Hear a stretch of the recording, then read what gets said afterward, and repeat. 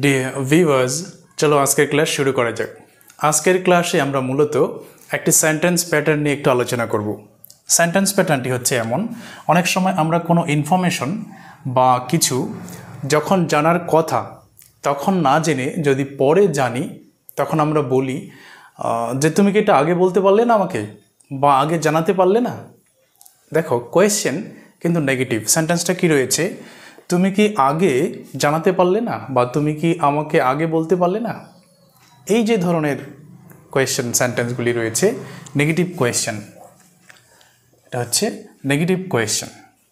সেই সেন্টেন্সগুলিকে আমরা কিভাবে বলতে পারি, তাহলে এই নেগেটিভ কোয়েশ্চেনটাকে শেখার আগে আমরা এই সেন্টেন্সেরই যে অ্যাফার্মেটিভ সেন্টেন্স হবে সেটাকে একটু শিখে নিই, তাহলে অনেক বেশি সুবিধা হবে। আমরা সেন্টেন্সটা অ্যাফার্মেটিভলি বলতে পারি একই কথা, যে তুমি আমাকে আগে জানাতে পারতে।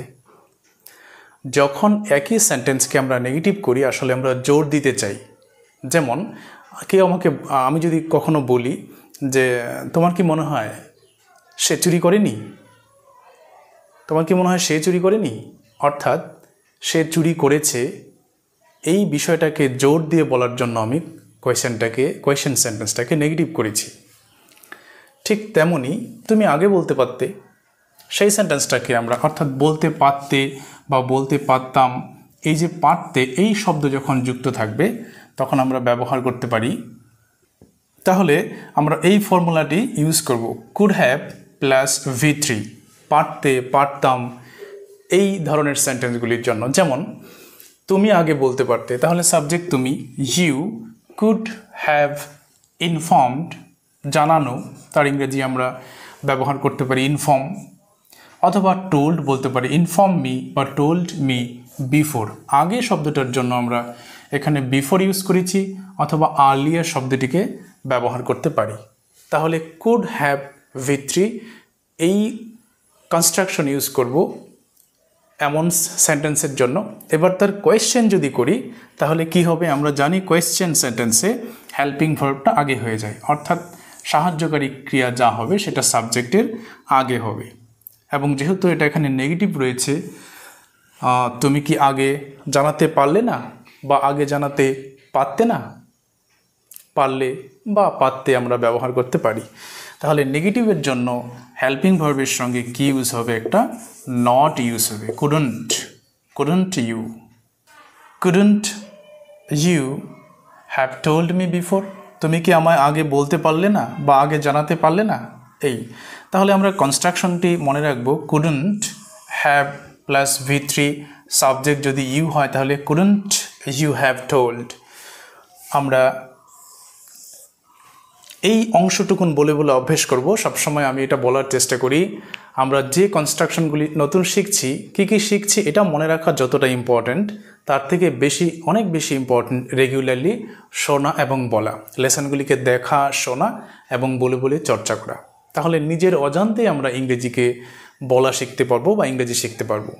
আর কি শিখেছি, অমুক দিন কী শিখেছি, এটা যেন কী শিখেছিলাম, এইভাবে খুব বেশি মনে রাখার প্রয়োজন নেই, কিন্তু রেগুলার প্র্যাকটিস করাটা খুব প্রয়োজন রয়েছে।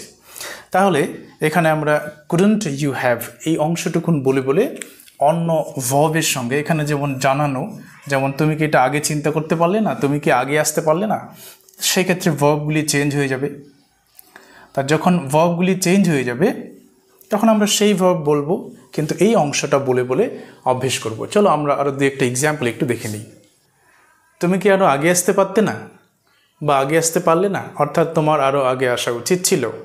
Couldn't you have come earlier, couldn't you have come before. আমরা আর্লিয়ার অথবা বিফোর দুটোর যে কোনো একটি শব্দকেই ব্যবহার করতে পারি। এটা কি আরও আগে চিন্তা করতে পারলে না, মানে এত সুন্দর একটা কথা, সেটা তুমি অনেক পরে বলেছো, তাহলে এটা কি আরও আগে চিন্তা করতে পারলে না। Couldn't you have thought it earlier, thought of it, থটের পরে আমরা অফ এখানে কিন্তু একটা ইউজ করতে হবে, থট অফ ইট আর্লিয়ার, অর্থাৎ এটার সম্পর্কে, এই জন্য থটের পর আমরা একটি অফ ব্যবহার করব। তাহলে couldn't you have thought of it before, এটার সম্পর্কে কি আগে ভাবতে পারলে না। এবার চলো আরেকটি বাংলা সেন্টেন্স, তার ইংরেজি আমরা তিনভাবে বলে প্র্যাকটিস করব। প্র্যাকটিস করা কিন্তু খুব গুরুত্বপূর্ণ, আমি সবসময় এটা বলার চেষ্টা করি। বাংলা সেন্টেন্স এমন থাকতে পারে যে আমি আগামী সপ্তাহে দিল্লি যাচ্ছি। আমরা ব্যবহার করতে পারি যাচ্ছি যেহেতু, কিন্তু আগামী সপ্তাহে প্রেজেন্ট কন্টিনিউয়াস টেন্স ইউজ করতে পারি। আমরা বলতে পারি I am going to Delhi next week. সেক্ষেত্রে প্রেজেন্ট কন্টিনিউয়াস নিয়ার ফিউচারের জন্য, কাছের ভবিষ্যৎ বোঝাতে আমরা প্রেজেন্ট কন্টিনিউয়াস টেন্স ইউজ করতে পারি। তাহলে সেক্ষেত্রে কী ইউজ হবে? I am going to Delhi next week. অথবা I am off O double F, I am off to Delhi next week. অথবা বলতে পারি আমরা I am leaving for Delhi next week. I am leaving ত্যাগ করা, অর্থাৎ যাওয়া, কোনো জায়গার উদ্দেশ্যে এক জায়গা থেকে অন্য জায়গায় যাওয়া। I am leaving for Delhi next week. তাহলে একটি উচ্চারণ যেটা আমরা এখানে ব্যবহার করেছি ও ডবল এফ, তার উচ্চারণ কিন্তু আমরা করব হচ্ছে অ্যাকচুয়ালি অফ, এফ যেটা দিয়ে অফ।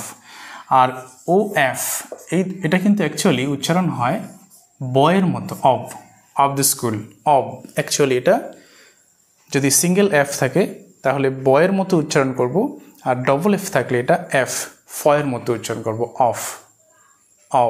Of the school. এই দুটোর উচ্চারণ আমরা প্রায়শই কনফিউজড হয়ে যাই, বা হয়তো অনেকে আমরা জানি না। তাহলে আজকের ক্লাস আমরা এই পর্যন্ত রাখছি। Keep watching and practising regularly.